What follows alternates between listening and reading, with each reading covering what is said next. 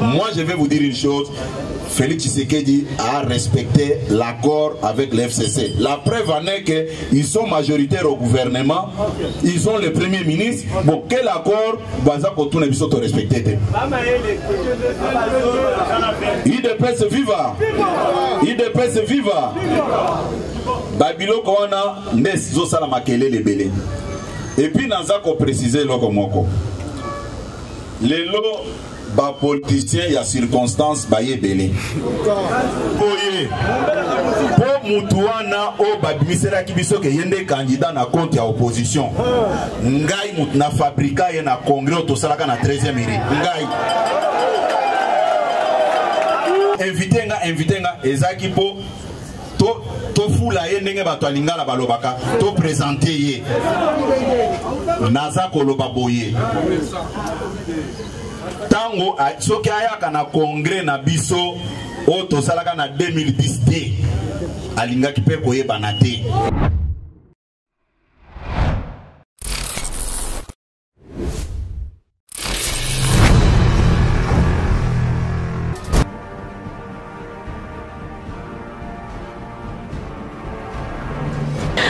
Bandeko Balandi, Mbote Nabino, bienvenue encore sur notre chaîne YouTube qui est Carmel Media Info. Bienvenue dans l'émission Nabino Masolo Yamboka. Oyo bomesana tango nyo surtout kozela émission oyo ememela kabino ba masolo nyo surtout oyo bozana ngo bosenga émission oyo et répondaka toujours na ba question Nabino oyo ezali bongo présenté na Maman Joyce Boyoka. Merci beaucoup de nous faire confiance. Merci beaucoup de faire confiance au Carmel Media Info. Sans plus tarder, je tiens déjà à dire merci à mon boss Gauthier Massassou et à toute l'équipe de Carmel Media Info. Yasolo Bandeko Balandi, Tozala qui vraiment awawa en direct, il y a awa vraiment Kolanda, Nzela Mokonabino, Tozali awawa en direct, il y a IDPS, Toya qui bongo Kolanda, matinée politique, Ezala qui bongo présenté par il y a secrétaire général, il y a IDPS, monsieur Augustin Kabouya, Tokolandango et Longo Nabino, bongo Toyeba, Nini vraiment oyo ezali bongo ko bomba na katikati na sima ya maloba oyo azali kolobela biso tolanda na bino elongo et puis tokozonga lisusu na plateau na bino ya émission ya Masolo ya Mboka oyo ezali bongo présenté na Maman Joyce. Merci Tolanda. Très populaire Boye. Puisque ndenge Boye awa lobby dimanche oyo uti koleka ndena annonçaki ke lelo matinée politique kozala. Et présence Nabino eza ko prouver noir sur blanc que Mokonzi Mboka aza ko mérité ko diriger Mboka o puisque simanaye batu bazali basina mibali momete la maboko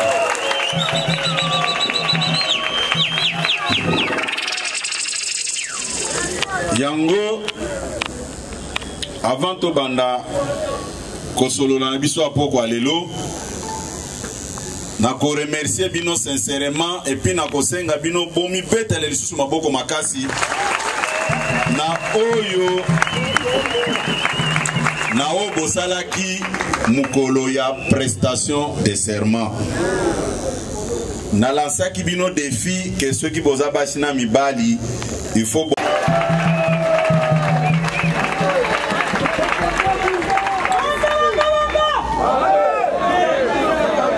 Nakanisi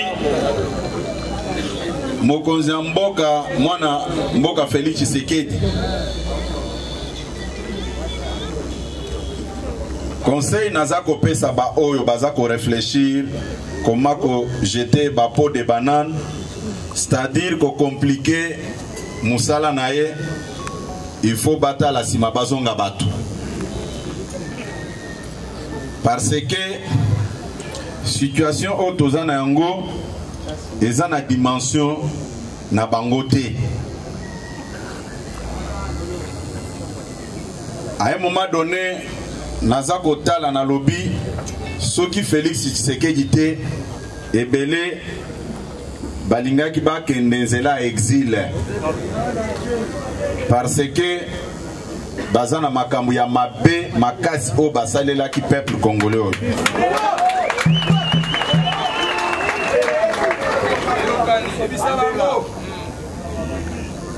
Naza koyebisa bino boy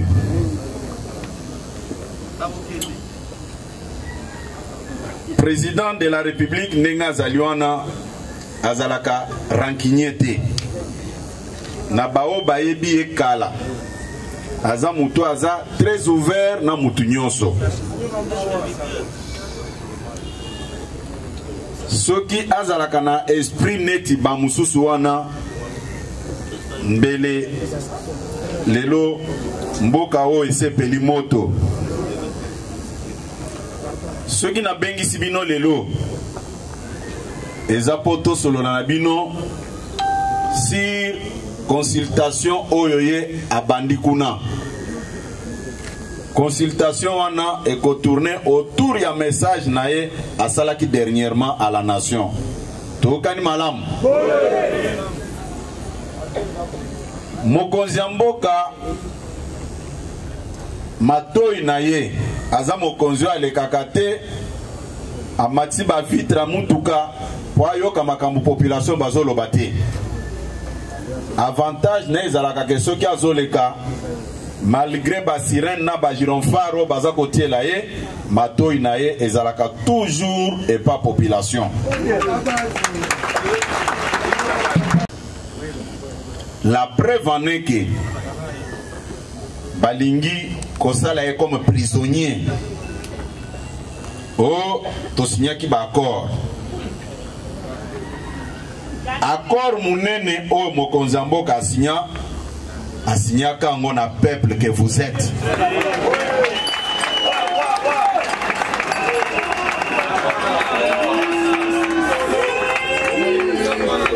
IDPS viva! IDPS viva! Na ba message ne nyonso abosanaka kolobate que peuple d'abord. Contrat munene, accord munene ya asala na population ndenge oboza ko représenter angwawa. Jamais Moutouako me na nzela mabe sous prétexte d'un accord politique quelconque. Soki mokonzi ya mboka a initié ba consultation alobi azana kati ya ba institution na batu pour à la restitution ya makambo nyonso bakoyebisa ekuna. C'est à partir de là à lever ba nouvelles options par rapport à l'avenir ya mboka oyo. Moutouako sabinote que non mokonzi ya mboka aza signé par un accord politique quelconque. Accord munene o eza kolie ye eza o asala na bino. Les gens doivent comprendre ça, un point, un trait. IDPS viva! Viva! IDPS viva! Viva! Ces derniers temps, Nayoki Batwebele, Bazakoleka na ba média, Pona Kolobete, Mokonzi ya mboka asinyaka ba accord, a respecta kangote.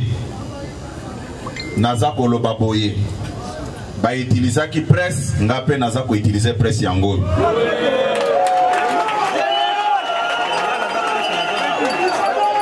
IDPS viva. Ezate ke ndenge naza boye natikala kozala complexé devant n'importe quelle question il y a presté. Natikala kozala complexé te. IDPS viva! Balobi Makambuya accord de Genève. Tozonge la place wana. Mwana mboka Félix Tshisekedi azalaki électron liberté. Congrès ya IDPS ndepesa qui est mandat que yoko zala candidat président de la République. De la même manière que ndenge congrès pesa qui est mandat. Ce qui a na posa ko renoncer mandat au congrès pesa qui est tolinga to kende congrès ayebis puisque congrès est un organe suprême ya IDPS. IDPS viva! IDPS viva! Tango bake ko solola batu nyonso wana bayebaki malamu ke bazalaki na poids politique na yete. Mais balukaki kotia bia orge pour l'arbitre a validé yango. Mais peuple oyo azalaki ko jouer rôle ya arbitre a invalida kibiwana. Les choses doivent être dites clairement pour ne commettre fin à un débat stérile. La preuve en est que après publication, il y a pas résultat.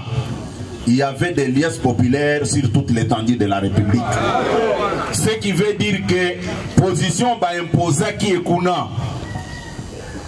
Et ça qui reflétait volonté de la population. IDPS viva, IDPS viva. Na kanisi to kani malamu na place wana. Mutuaya ko distraire binote ke basinyaki accord. Accord wana ezalaki bénéfique pour l'intérêt à la population ou bien ezaki pour l'intérêt à un groupe d'individus basanganaki place wana. Pour muto même babimisaki ke azala candidat président de la République. Soki okeka wana kikwita okomona siège à parti na été. Soki oke même ana mombele okomona non, toloba makambo ya ko blaguete. IDPS viva. Na lobi boye. Po mutuana o babimisera kibiso ke yende candidat na compte ya opposition. Ngai mut na fabrika ye na congrès to salaka na 13e mairie. Ngai. IDPS viva. Na lobi boye. Soki bolingi koyeba makambo na za koloba wana. Ministre Steve Mikaï est en vie. Honorable Franck Diongo est en vie. Chaloupa perd son âme. Botuna Batouana. Tango Bazako Wele la invitation. O invité nga ezaki po to fula ye ndenge bato alingala balobaka to présenter ye. Naza koloba boye. Tango soki ayaka na congrès na biso o to salaka na 2010 alingaki pe koyeba na te. Et puis mandat na ya liboso azwakango na image ya Tshisekedi. Lelo Tshisekedi aza président de la République alingi ko dénigrer ye puisque plateforme basalaki ezaki dynamique Tshisekedi président DTP et yebani bongo. Mais lokola batu baza ba ingrat yango boyoki ba makelele nyonso baza kolo. Mais par rapport ya ba disciple na ye o baza kolo bake tokoki kokine na ba consultation initiée par un président nommé T. Je profite de l'occasion pour na ko répondre bango boy. IDPS viva. IDPS viva. Dans la vie, au koki kolokota mbongo. Mais dignité, balokota kangote. Ba disciple naye, bakene nanu ko résoudre problème na Mike Mukeba ya mbongo. Bakene ko résoudre problème na André Kimbuta. Comme ça, baya toso la makamba politique. IDPS viva. IDPS viva. Je pense. Nazako Lobaboye, Toyoka na Malam. IDPS viva. Nalobi, Bawana, Natangi, Makamomi Bale, Sokibino Bolingi, pour compléter liste, Bozana droit, puisque Bozaba souverain primaire. IDPS viva. IDPS viva. Biso tosalaka makambo na kobomba na te. Ba consultation au Mokonzamboka alobi alobiango pona bien-être ya population na ye. L'unique garant ya bon fonctionnement ya ba institution kombo na ye Félix Tshisekedi. Bobetele maboko makasi. Biso na niveau ya IDPS toza na temps ya ko perdre te na bato yo baza kotanga na makambo etali détournement ya mbongo toza na temps wana te. Bakende kosolola na côté na bango na ba honorable Mukebai na ba André Kimbuta yango le sénateur Basil Sananu makambo ya mbongo msato ya kosolola awa. IDPS viva. IDPS viva. Nazako lobaboye. Accord baza kolobela. Balobi ke ba respecta ki accord de Genève te. Na oti ko démontrer bino ke soki mwana mboka Félix Tshisekedi azaki président IDPS azwelaki mandat na quelque part, c'est à travers le congrès. Tokani malam. À partir ya principe wana bamakamu nyonso wezalaki ko remettre en cause résolution ya congrès tolingaki tolobela ngona yango yepe atosaki volonté ya souverain primaire na résolution ya congrès. C'est un démocrate tout fait. Bobetele maboko. IDPS viva! IDPS viva! Pona ba o bazako lobake musala na bango ba respectaka ba accord te. Non, ce qui accord ezako kenda contre courant na volonté ya souverain primaire to mona importance na ngote. Ba mususu ba lobby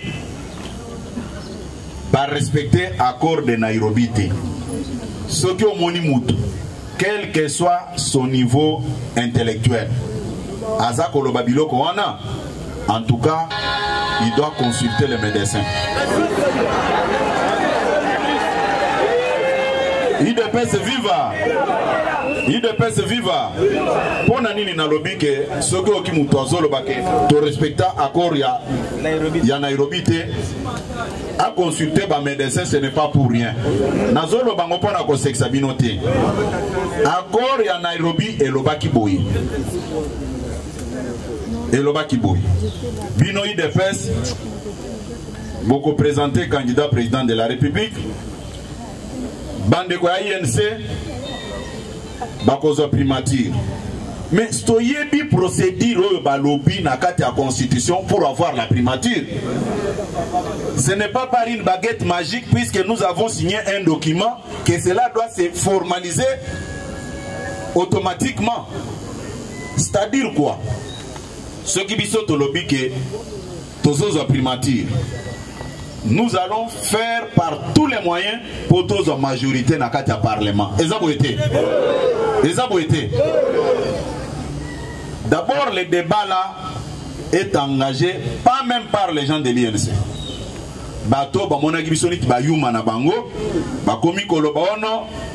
Puisque nos amis de l'INC sont avec nous tous les jours. Réalité politique, Ezaki Liboso, Bamonaki Yango. Nulle part dans cet accord il était prévu que le président national de l'INC, à cause du directeur de cabinet, il y a président de la République. Nulle part. Mais tango déjà tozo kene nanzela wana, ba mona kite que toza en dehors accord wana. Vraiment. Hein? Déjà tango FCC bazo pesa ilunga ilungamba comme premier ministre. Est-ce toza qui déjà en accord, toza qui sont accord wana? Bon, on se moque de qui? Vraiment. IDPS viva. IDPS viva. Non, oyebi ezate que po lelo tongo midi pourquoi osana ba média nyonso ozolo ba français, c'est là qui fait de vous un homme intelligent, bien un homme sage. Non. Ce que est en France au coup tabano à 3 ans on a pas peine en français. Vous avez la complexité que ceux qui moutozor en français kazana mayele. Non, méfiez-vous. Boye bake mutuaza na mayele landa niveau ya raisonnement na ye. IDPS viva.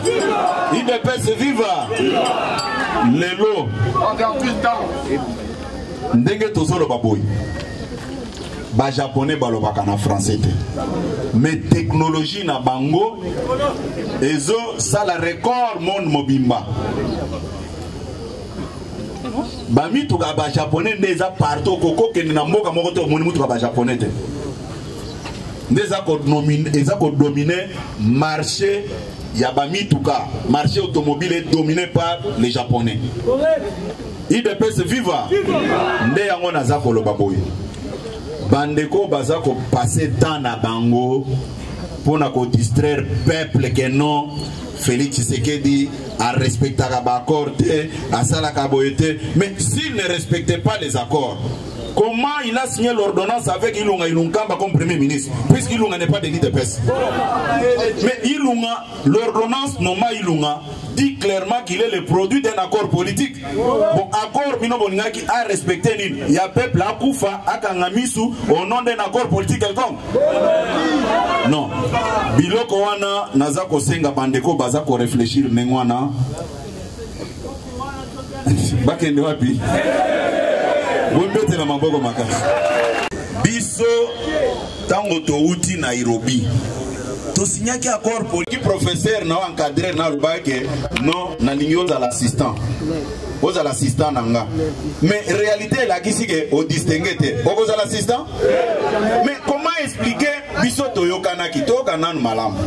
Toyokanaki ke primature et kozana na katia coalition na biso akash. Mais qu'est-ce qui s'est passé que primature et Melanakash et Melakota FCC? Cela veut dire qu'il y a eu d'autres réalités politiques. Pourquoi tous ce courage à ce petit peuple makamouanate? Oh, Tshisekedi a respecté Abakorte. Tshisekedi a respecté Abakorte. Moi, je vais vous dire une chose. Félix Tshisekedi a respecté l'accord avec l'FCC. La preuve en est qu'ils sont majoritaires au gouvernement. Ils ont le premier ministre. Bon, quel accord Baza Kotoune Bisoto respecté? IDPS viva! IDPS viva! Babilo Kowana Nes Zosala Makele Lebele. Et puis, nous avons précisé l'okomoko. Les lots, les politiciens, il y a circonstances, il y a belé. Les politiciens, il y a circonstances, il faut azalana téléphone Android, atiaka mega naye, azana groupe WhatsApp songolo pakala. Il écrit du n'importe quoi sans se rendre compte de la réalité. IDPS viva. Au moins, Moutabengi, caméraman Moko. Batiele Kiti, Abandi Koloba. Nous sommes en démocratie. Nous sommes. Est-ce que vous avez la maîtrise à Makamio Zoloba? IDPS viva. IDPS viva. Yango Nazako Sabino Boué. Démarche à Mokonzamboka ya komene ba consultation. Les Apon a vu Nabiso Nyonso et Salanine Ebonga. Tokani Malamu. Parce que au Mokonzamboka alaka kibiso amoni que makambo ya coalition yo baza toujours kotambu c'est au pas de torti de façon qu'asil sa 5 ans nyonso asale le côté biloko wana biso tokondimaka yango IDPS viva.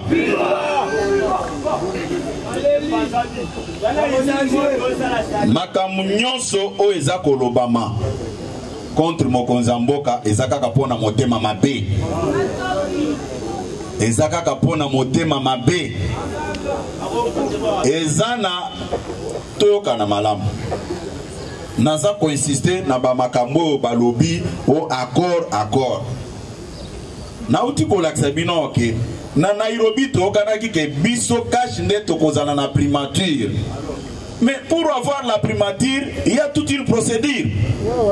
Mais ce qui est plus grave est que bato bazolo bamakamwana baza kokota na ba petit détail wana te. Bazo mona neti et komaki neti moi gâteau moko boy komikaka ba pesi OK.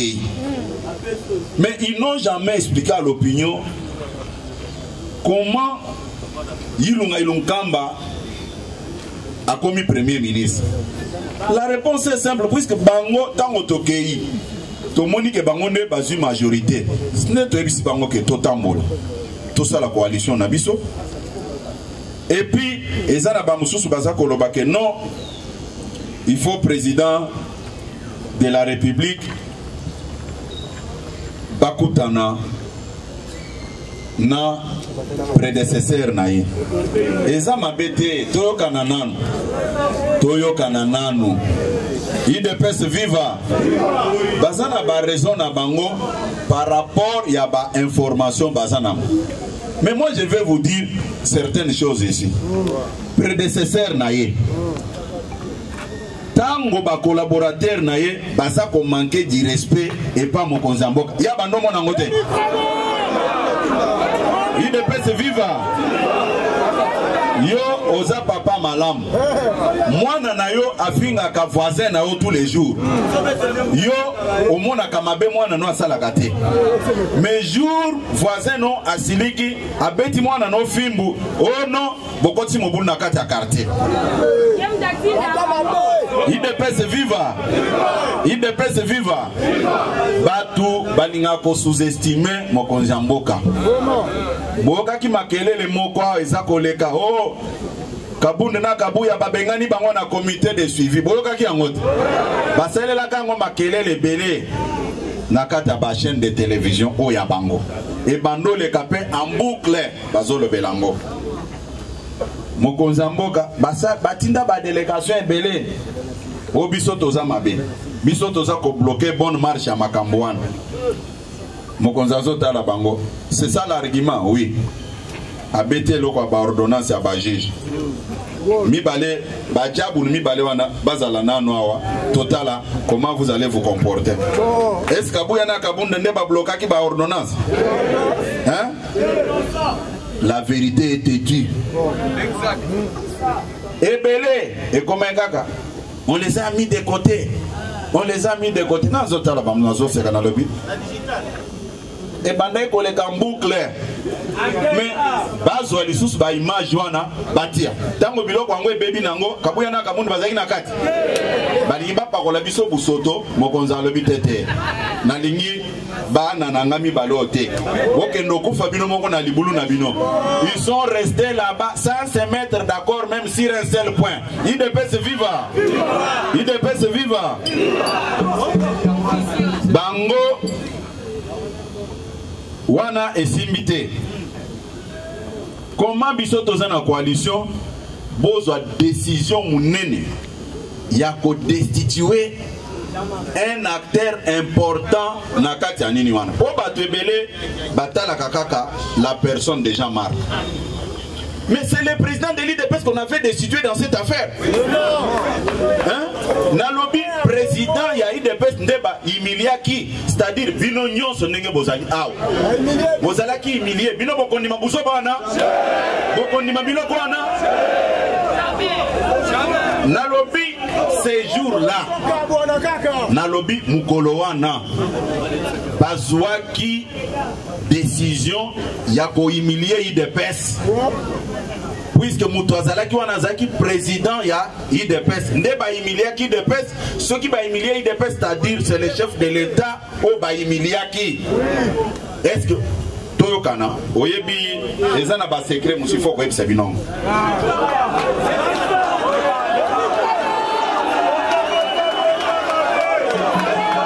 IDPS viva. Oyebi, tango tozana ba discussion wana. Tango tozana ba discussion wana na hôtel du Fleuve. Bango balobaki boy. Bazo pesa biso poste ya deuxième vice-président ya Assemblée nationale. S'ils sont sincères, naïbi ke bazaka sincérité, bako wangana. Balobi biso tozo poste ya deuxième vice-président Assemblée nationale. Comme ça, présidence, première vice-présidence, bango ba gérant. Biso to ebisi bango boy. Toza na kati ya coalition. D'abord, poids politique na biso IDPS. Tozo mérité traitement wanate. Boti kabiso tozo poste ya premier vice-président de l'Assemblée nationale. Ezaki poste comme nango Jean-Marc Kabunda. C'est-à-dire IDPS a eu na kati ya coalition poste ya premier vice-président. Mais s'il faut décider, est-ce que balinga ko décider nenga ba décider ki wana? Na lobby bango nyonso tous les décideurs ya eloko na bango wana. Tozaki na bango na téléphone baza koko sanga. C'est pourquoi na lobaka ke baza sérieuxté et puis baza sincérité. IDPS viva. Nde yango naza ko ebisa ba membre IDPS nyonso bazali aw. Na bawo bakanisaki ke basali malamu. Baye bake mukolo wana bafinga kinde IDPS. IDPS ezalaki représenté par l'honorable Jean-Marc Kabongo. Les choses doivent être dites clairement de cette manière-là pour éviter la confusion. Batu ba violer accord ezande bango.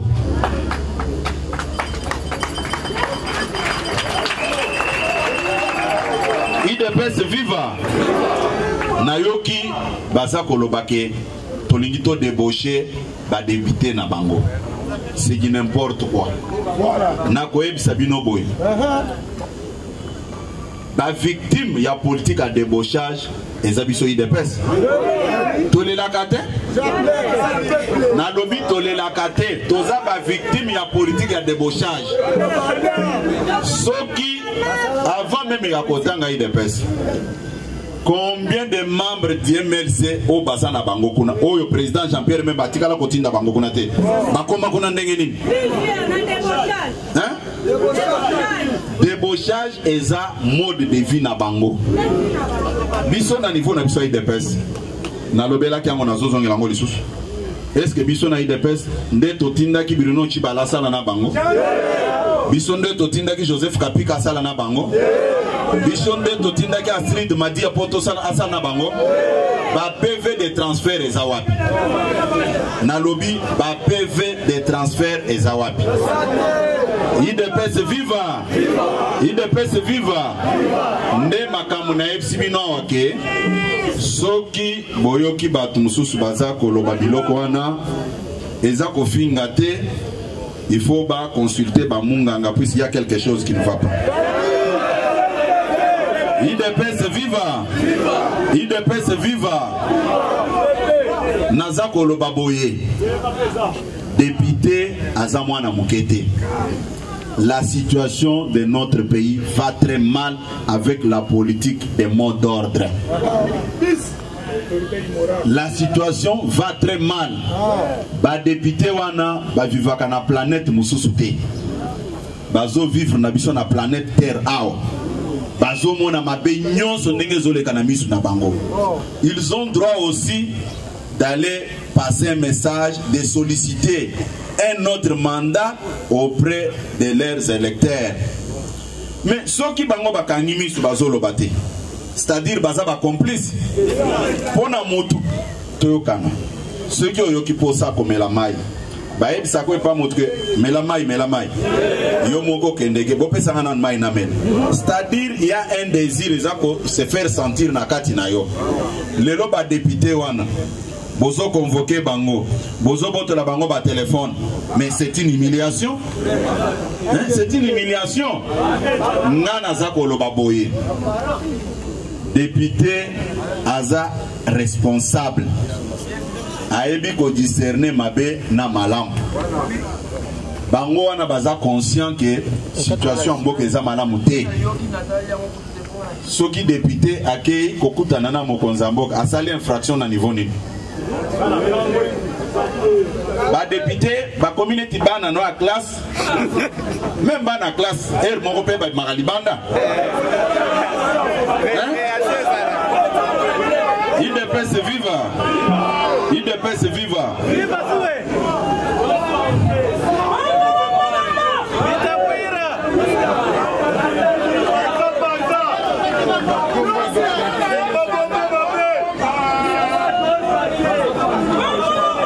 IDPS viva. IDPS viva. Ndenge biso tozali awa. Biso comme famille politique ya chef de l'État. Parti Oyo ezalaka na peuple simanaye. Toza ko soutenir à 100% la consultation initiée par le chef de l'État. Botombo la maboko likolo. Du progrès babeta mamuke.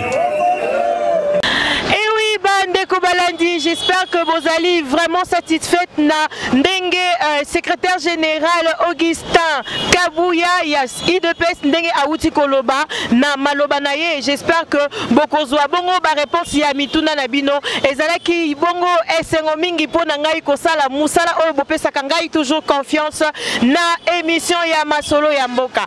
Émission ya masolo ya mboka kaka ndenge na lobaki émission oyo ememelaka bino masolo oyo bozana ngo bosenga na bino bay oyo bozali na bamboka ya libanda. Natondi bino botondi mingi koleka tolandaki bino émission oyo elongo. J'espère que vous comprendre vraiment nini oyo secrétaire général ya IDPS alinga qui vraiment ko kabola elongo na bino naza vraiment na esengo mingi ya ko partager masolo oyo pe émission oyo na bino. Alors je vous dis déjà à très bientôt. Sans plus tarder, je dis encore une fois de plus merci à mon boss Gauthier Massassou, à l'honorable Didier Mbongomingi, merci beaucoup à toi maman Rosette, derrière la caméra Junior Lowata, caméraman Moko Yasuka. Je tiens à remercier mes collègues Clémence et Sefo.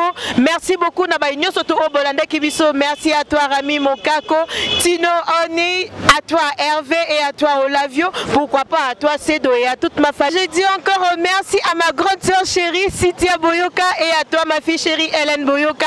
À mes enfants, je vous dis de gros bisous. Merci beaucoup Mi Boyoka.